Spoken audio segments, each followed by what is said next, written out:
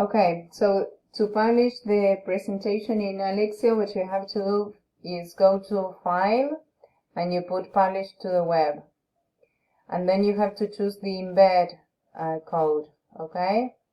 Not the link, but the embed, which is this very long code. With Control Copy, then you go to Alexia, you add a tag, una etiqueta or label, and then you click here where it says insertar o editar medio embebido.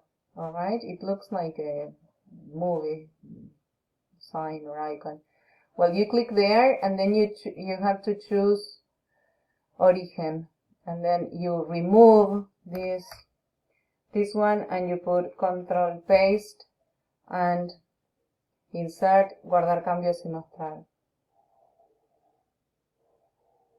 And here you can see it. And all the links are working, okay? All the slides. And there it is. There it's ready. Okay?